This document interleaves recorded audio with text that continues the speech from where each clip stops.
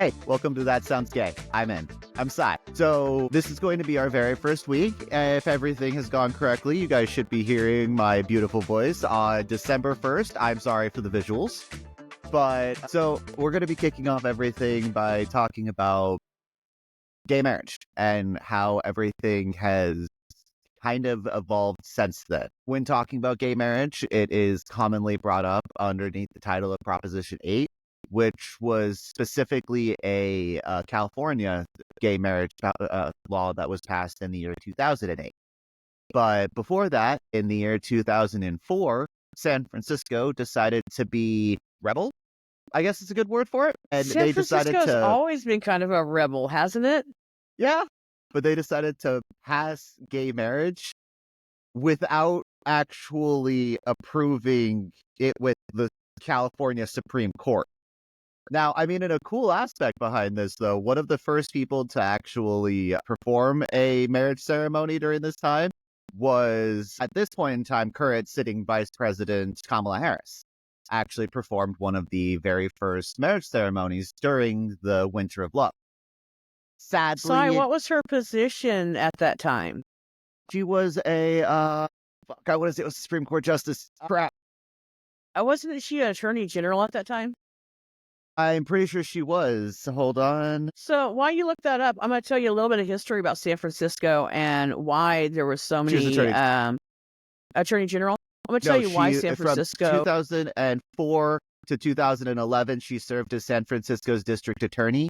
And then from District attorney. 2011 See, to 2017, she was the attorney general.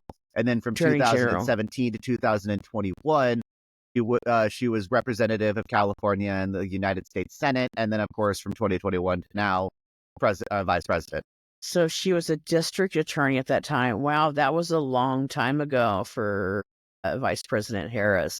And she was performing gay marriage before it was approved by the state. How interesting. She actually even showed up and did a reunion or like a 20-year anniversary with the couple that she married all of those years ago, just this year. Oh, that's nice. That's very neat that she went back and celebrated with them. So that was in 2004, and that was just the summer of love that just happened over the summer. Winter. It was the Winter of Love. Winter of love. Okay. The following spring, the Supreme Court basically got together, and ultimately it turned into you can't do that. You need to ask our permission first. We didn't agree to that as a whole. So since the entirety of California didn't agree to it, San Francisco had to say no. Which, truth be told, this kind of set up the thought process for how we got national gay marriage. We'll get to that in a little bit, because that happened in 2004. In 2008 is whenever, also in 2004, we also got Massachusetts. Massachusetts also did their whole gay marriage thing. That was the first state that went all in, wasn't it? Uh-huh. And I just actually learned recently that apparently Massachusetts hasn't voted for anything Republican since like 2004. So it's wow. So it's a very progressive state. Yeah, like each presidential election has been Democratic since then. Which is funny. I don't know why. I must have heard something at some point in time, but I always had Massachusetts in my head as a heavy Republican area. But see, I guess I'm wrong. I didn't know that, but I don't know much about that area, so I need to really look into that since people are asking where the blues and the red states are. So I need to put that on the calendar, on the map as potential safe place, because since it is voting more blue, that's interesting to know. So who came after Massachusetts? So after Massachusetts was a good few years. It was 4 years before we got anything else, and wow. I feel like it shouldn't have taken this long with San Francisco doing everything, but one of them was California. So we got California and Connecticut, opposite sides of the country.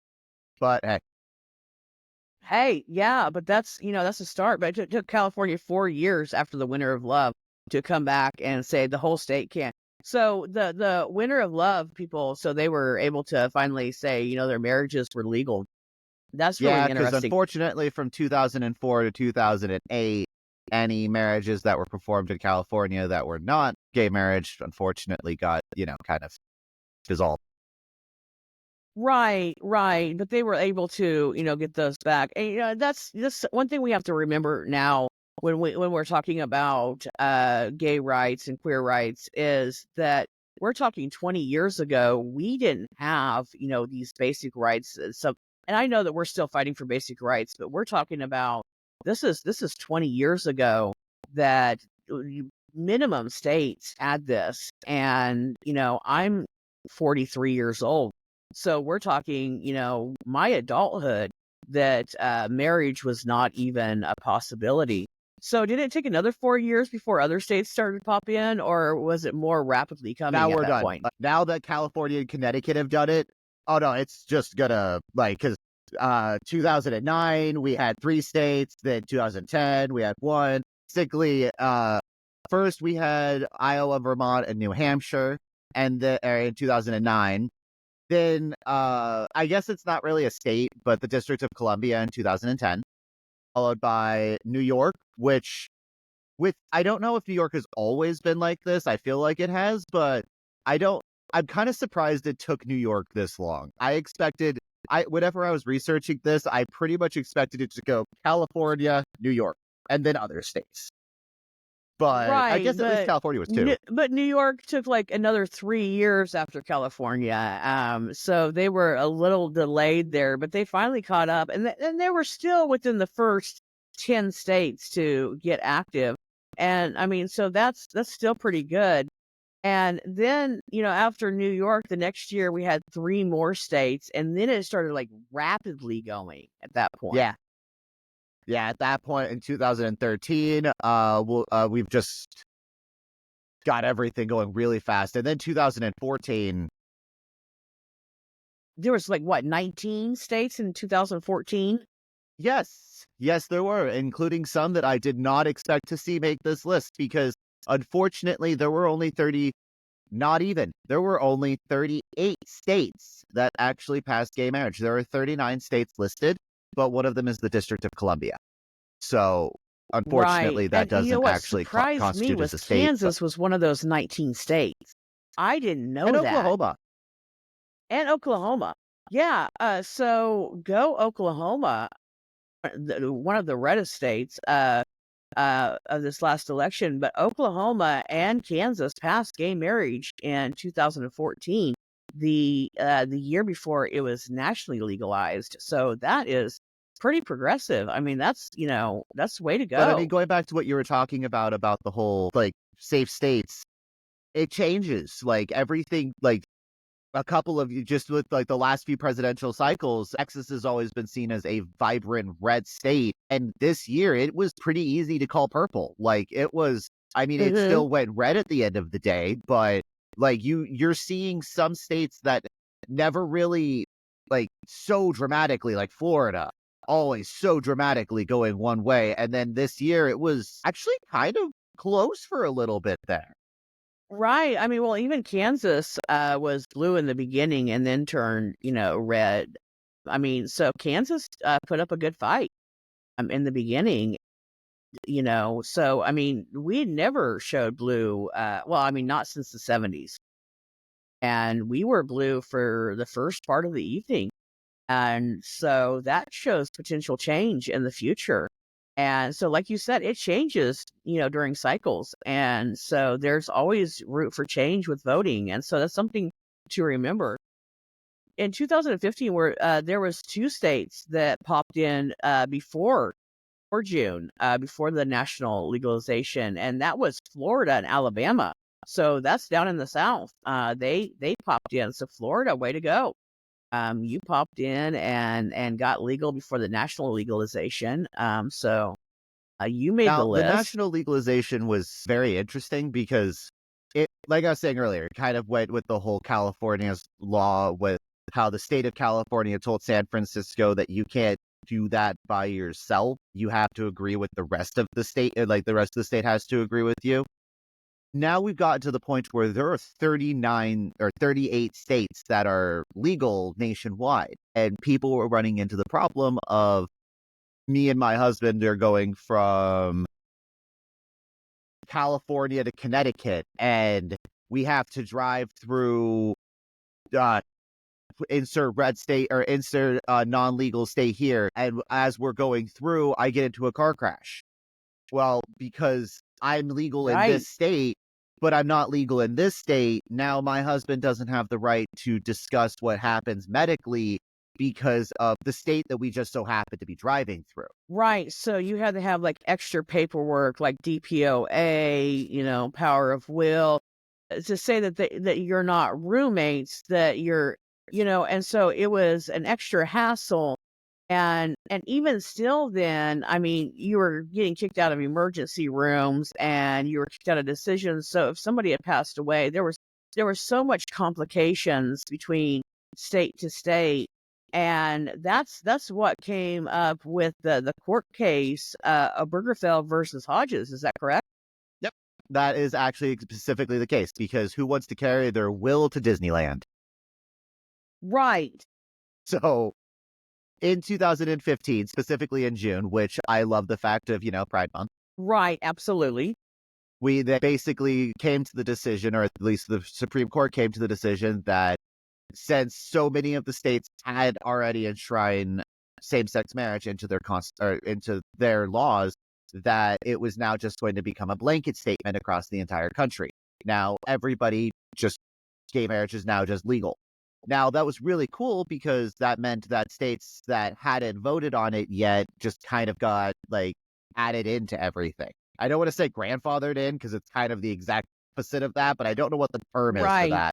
But Right. So, but their laws are still on the books, and so I mean that doesn't change anything. So they're they have their protections there, but the other states now have a federal law on the books, which gives their couples, and but so people were able to, people that were together for anywhere from 5 to 20 years to go and get married.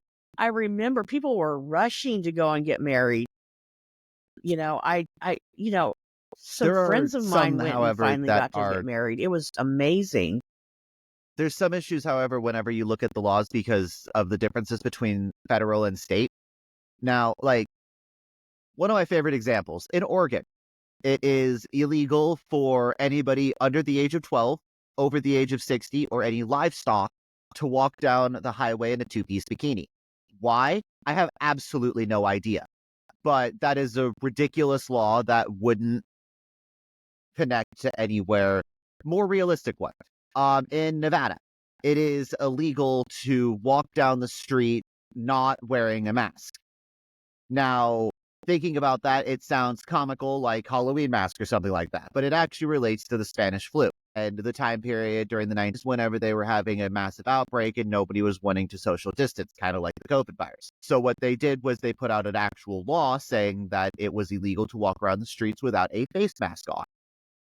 Hmm. Now, that got complicated once the 2020 elections came around, or 2020 happened because of COVID.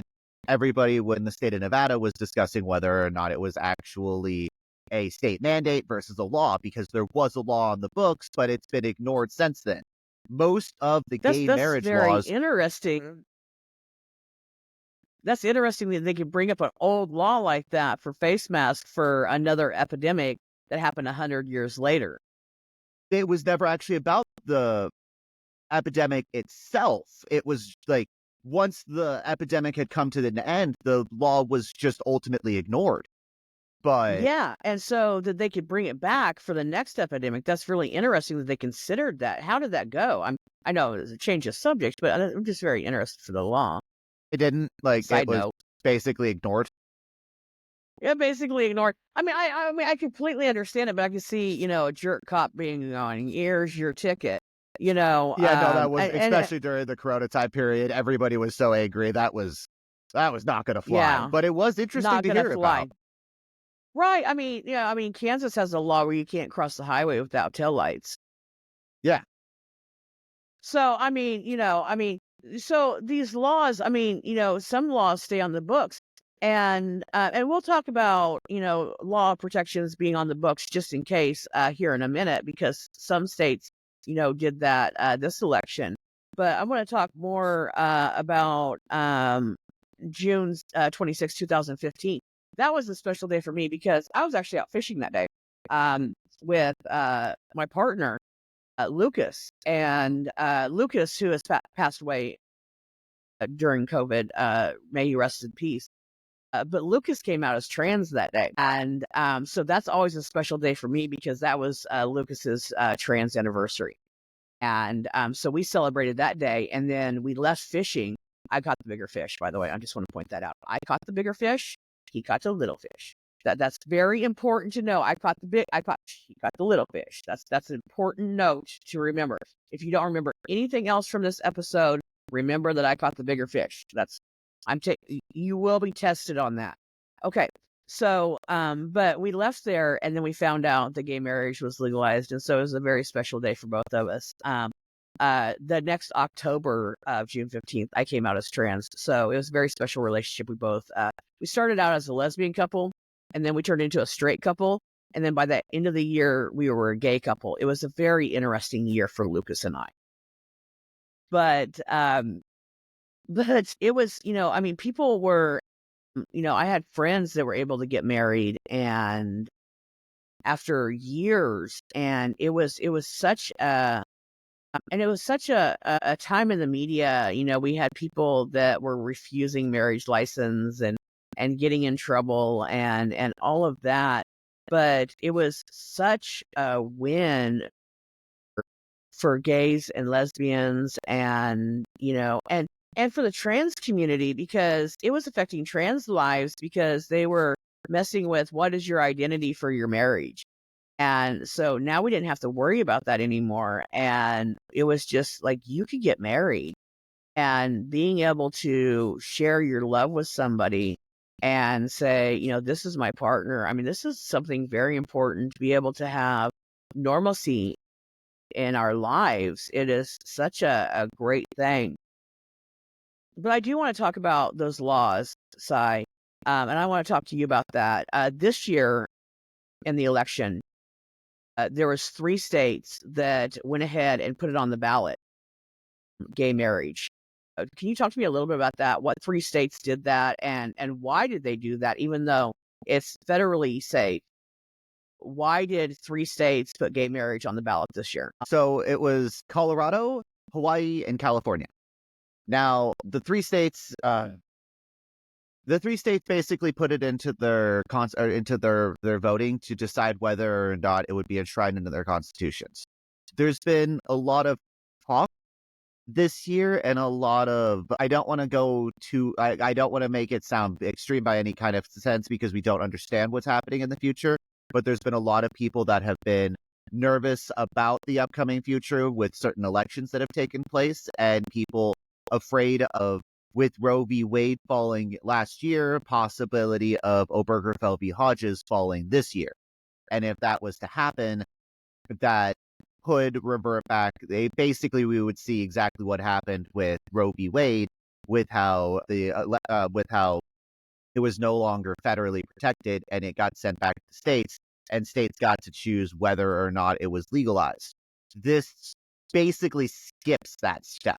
They've already enshrined, all 3 of the states passed it. So California, Colorado, and Hawaii all passed it, and it is now codified in their constitution. So all 3 of those states were already legal before 2015. So why was it on the ballot? It was pretty much a kind of revamp of it to get rid of specific wording. Truth be told, I have the one from Hawaii. So the one from Hawaii had the exact language of, shall the state's constitution be amended to repeal the legislature's authority to reserve marriage to opposite-sex couples. That sounds confusing as hell. Oh, that is so confusing. How do you even depict what that means? It ultimately passed, so most people voted yes, which, dissecting what that means, shall the state's constitution be amended? So shall we fix the constitution or change the constitution to repeal legislature's authority to get rid of reserving marriage for opposite sex couples? So should we change the legislature's authority to make it available for same-sex couples. Saying yes to that means saying yes to gay marriage, but now puts it into the Constitution in a easier to understand language without extra little caveats, because it originally said legislator only allows same-sex or opposite-sex marriages, but then basically had an asterisk next to it saying visiting 2008 case for the, what was it? In 2008, it was, Proposition 8, from November. Mhm. So please see Proposition 8 from November of 2008. And that would kind of counteract the other one. Whereas now it's just, there's no Proposition 8, there's no this. It's basically cleaning up the record keeping.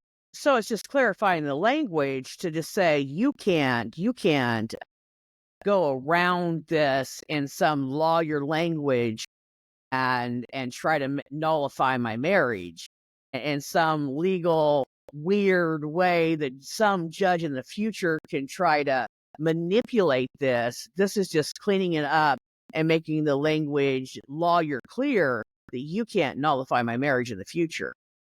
Which Go ahead. the fact that one of those states was California, the state that originally had one city that passed it and had the rest of the state go, no, no, no, no. I think there's a certain amount of irony that it's now switched, that the state's just like, Right, the rest of the right. country can't California. tell us this now. Right. So it started, so California started with a city and so, a lot of things with gay rights started with San Francisco. Can I give you a little history about San Francisco? Really Do we quickly, have a let's second? actually take a quick break, go talk about our sponsors for a second, and then we'll come right back and we'll dive into a history lesson. Sounds great. Hey there. Here at That Sounds Gay, I'm in. We care a lot about the health of our community, both mental and physical. And today, we've got an important health update for you. Mpox, formerly known as monkeypox, is a viral infection that's been making headlines recently and since 2022 here in America. But don't worry, we've got the facts you need to stay informed and stay safe. Now, Mpox is a disease that can spread through close contact with an infected person or animal. It is important to recognize the symptoms early, though. These symptoms can include, but may also include others, fever, body aches, and a rash that starts as bumps and turns into sores over time. While Mpox is usually mild, it can sometimes lead to more serious complications. But here's the good news. There are ways to protect yourself. Practicing good hygiene and avoiding close contact with anyone who's been exposed to the virus or who you believe may have been exposed to the virus, and of course, getting yourself vaccinated if you're at higher risk are all important steps you can take to reduce your chances of getting Mpox. For more information on prevention, symptoms, and treatment options, visit or contact your local healthcare provider or personal doctor. Staying informed is the best way to keep you and your loved ones safe. Remember, knowledge is power, and unlike what G.I. Jose says, you don't know enough. So remember, staying prepared is the key to having a good health. Thank you for listening, and we're excited to see you guys in the next show. See ya. And welcome back. Okay, so welcome back to That Sounds Gay. I'm in. And Matt, you had a history lesson for us. Yeah. So do you ever wonder how San Francisco ended up to be a queer kind of hub? So like back in, I think it was like the 70s, you couldn't be, for a long time, you couldn't be gay in the military. But they found out that there was a large gay population in the Navy, and there's a Navy base there in San Francisco. And so they kicked out a whole bunch of people at that port in San Francisco. But when they did that, they put an H on their identification, on their military identification. And so they couldn't go home because they, had this on their identification. And so they just stayed in San Francisco. And when they did that, they had this, they decided to create this community out there in San Francisco. It was so cool. And so we had this gay population out in San Francisco that's still there today. And so they were just creating lives together, businesses, creating, a world out there. And what was so cool is I've talked to people here in Kansas, and I'm sure this is happening, all over in other states. But I was talking to a guy here in Kansas, and he, okay, I was talking to a guy here in Kansas, and what he did was he would send people, kids that were attacked here in Kansas by their families or, social people that were, hurt in situations for being gay.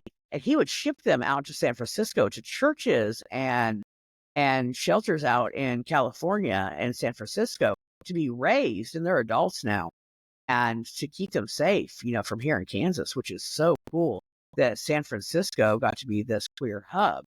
And it's so neat that it was a safety place for queer people. I would love to go to a San Francisco Pride. Absolutely amazing to be there.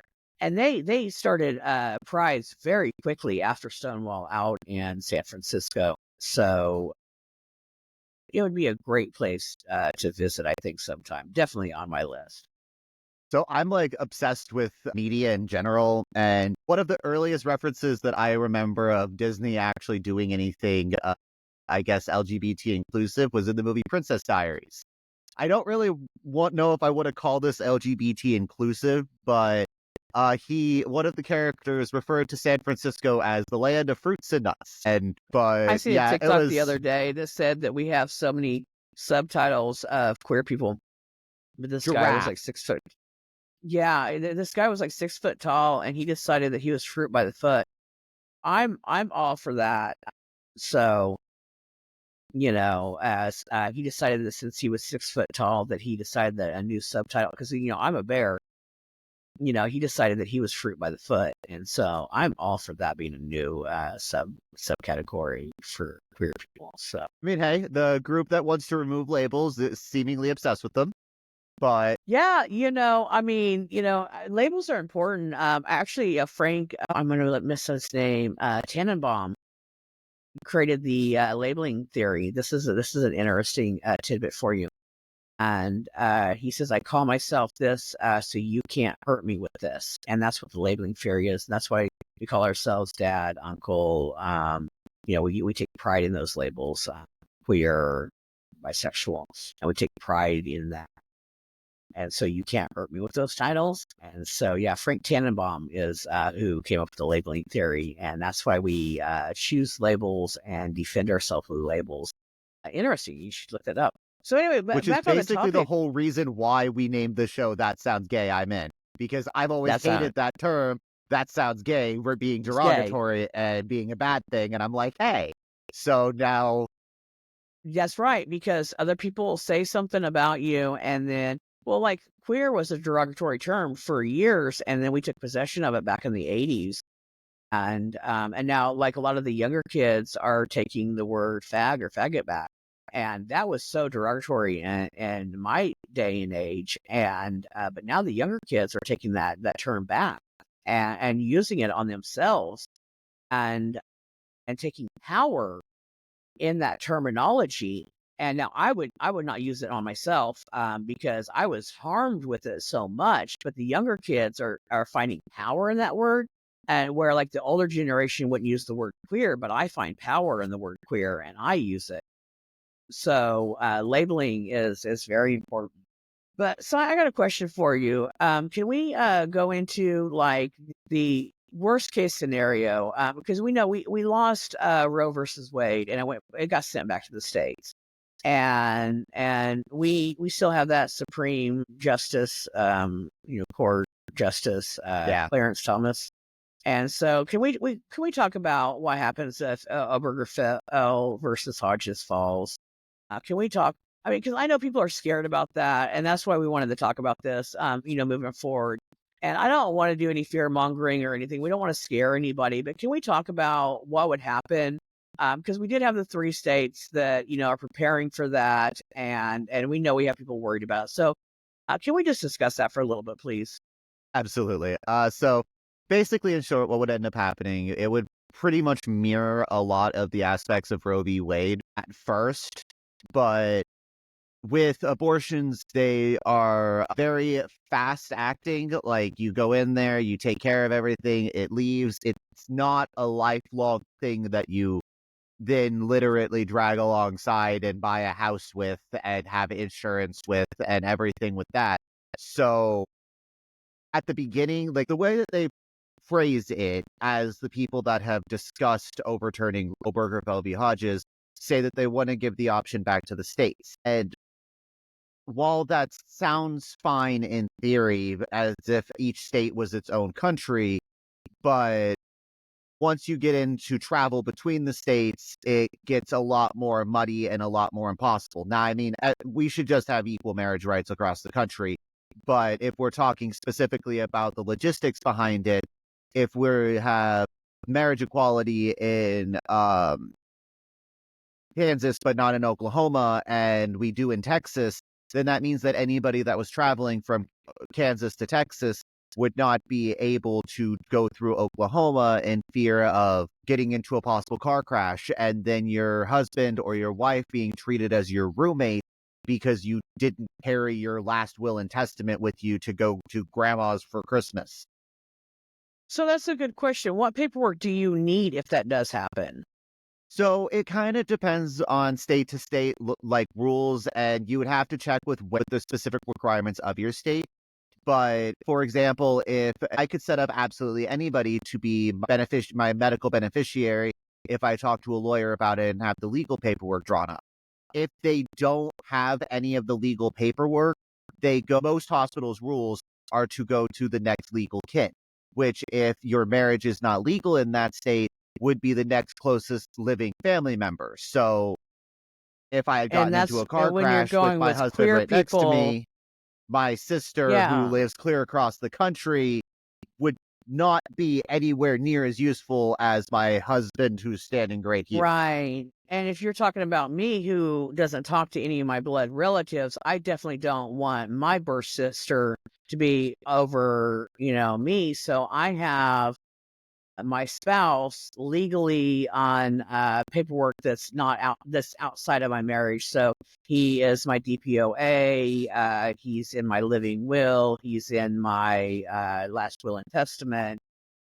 All this paperwork I have had drawn up by a lawyer, and it's all notarized. But if something like that happened, you'd have to actually carry that paperwork with you, wouldn't you? For the most part, yeah. I mean, I guess in today's day in society, there would be a way of like having uploaded digital versions of it. But so, I mean, you could theoretically just have them on your phone, but that's just ultimately not something we should have to worry about. Like, that Right. shouldn't be. But we're talking about worst case scenario. And I mean, like I said, we don't want to fear anybody, but this is paperwork that, you might want to consider if you are concerned. But, but you were talking about the logistics of this. I mean, I want to talk about the fact that, here in Kansas, they did SB 180, and they didn't, they changed it to where, like, on our driver's license, like I have male on my driver's license, but the Attorney General says that he wants female on my driver's license, but he didn't, demand me to come in and change my, identification to female. And he wants my birth certificate to say female also. But he didn't demand me to, and he didn't issue me a new birth certificate.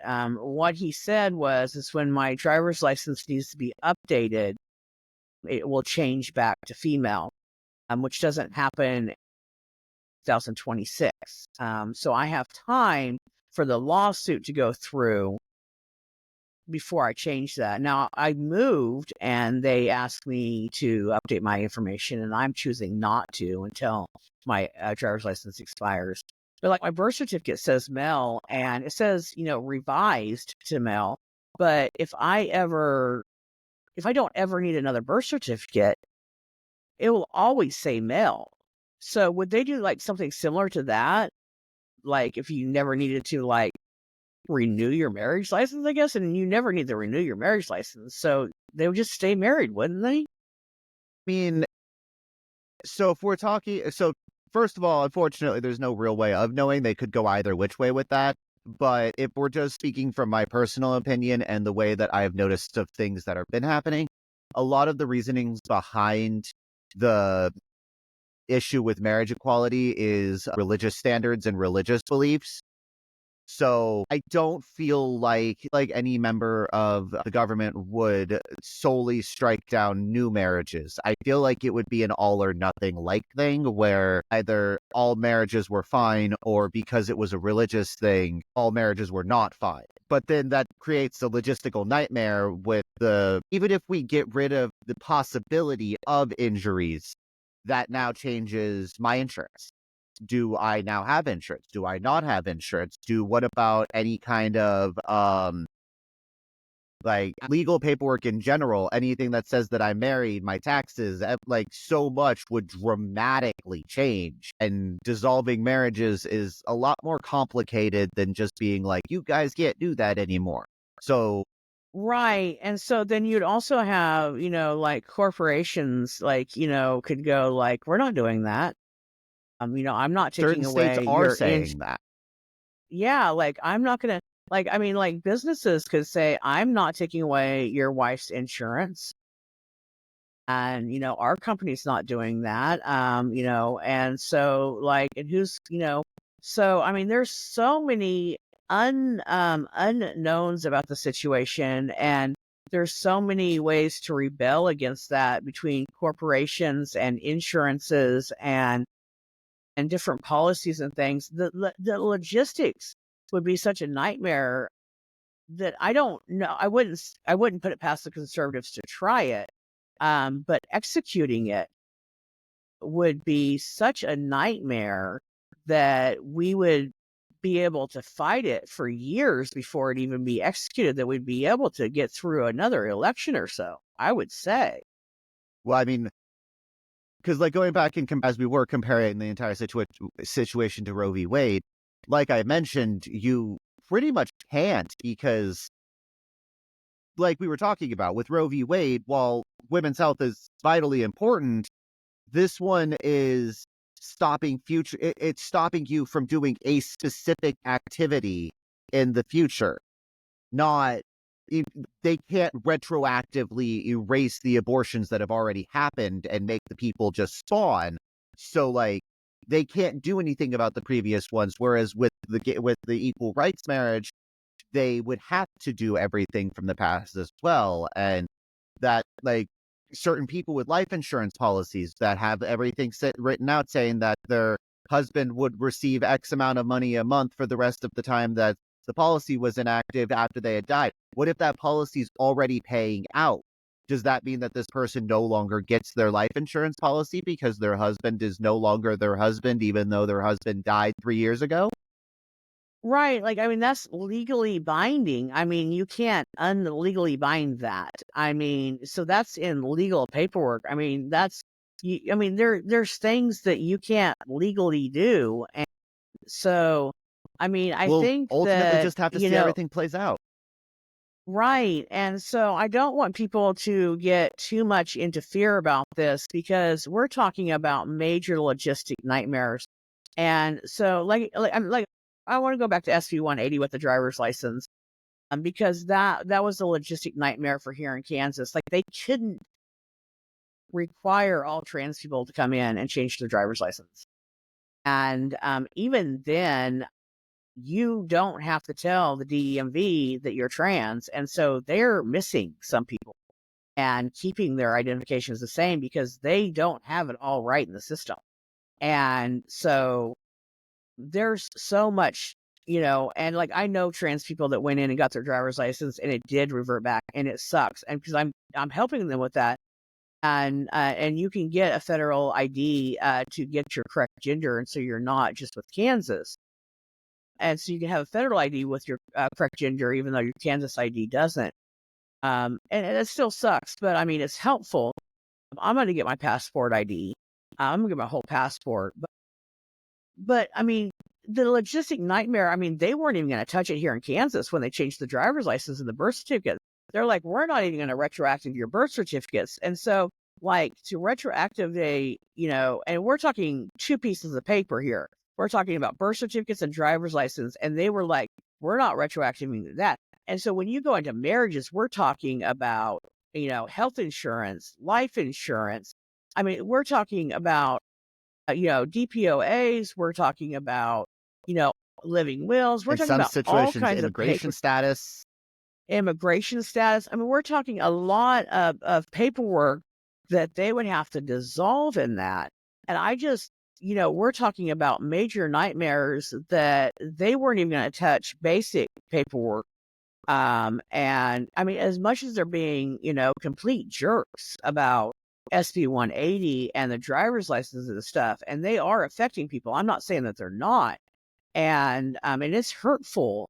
But the retroactiveness of it, they're really being real mild about it, and it's still destructive, but it's giving us time to fight it, and we have lawsuits going right now, and we're going to win in the end. We're going to get our driver's license back. We're going to get our gender markers back. It's just going to take us time, and we have to remember that we have people like you and I fighting, and we have huge teams. I mean, legislation season is coming up in a month and a half, 6 weeks.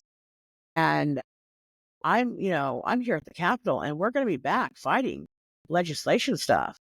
And we have a huge group of people that go in there and talk to the House and the Senate here in Kansas and in every state. And, and I will tell you when you need to write letters. You just have to watch my social media pages. And I will tell you when you need to write your letters and call your senators and your representatives and things like that to be active in things. And we're going to keep you informed. And that's part of what this podcast is about. So we can keep things going, and we can make as much of a change as we can. And we just got to be vocal, people. We got to move the stick in our direction. Which actually perfect segue into our next topic. So basically, to wrap up the show, we just kind of wanted to let everybody know that we are communicatable. You can, if you guys have suggestions, thoughts, ideas, have any concerns, are looking for support in specific things, we have, albeit small, but we do have a team of people that are willing to help out with stuff. So please feel free, check our description, check down the show notes. We'll have links to social media, emails to contact us.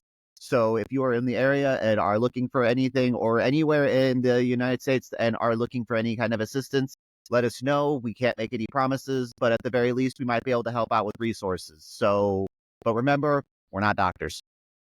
So with all that being said, but we are we are good at research and finding resources, and we are trying to connect to resources around the U.S. and so we can help people. And so if you're a resource person and want to contact us and help us with that resource project, we would love for you to email us and let us know what you have going on for queer resources in your state, county, town. I'd love to hear from you, what you got going on for mutual resources, wherever you are in the country or world. I would love to hear from you and hear what you have going on for resources. Our goal at the foundation is to lower the suicide rate of queer people by providing them resources and mutual aid.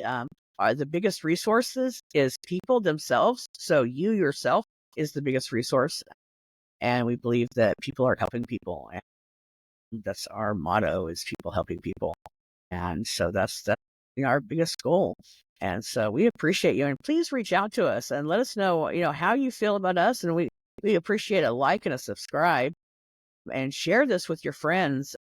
Definitely, this is our first show, and we want to know, what you want to hear about as we're moving forward. We want to be a voice for you and talk about things that you want to hear about. And, we'll research it. Maybe even have one of you guys join the show. Absolutely. And we would love to, have guests on here, and we have some planned. And so we're excited to be involved in this podcast and get things going. And I'm sorry. With all that being said, we'll definitely have to call that a wrap up here. We will see you guys next week. So go ahead and yes. I hope you guys enjoyed the show. We'll see you guys next week when we talk about gay media.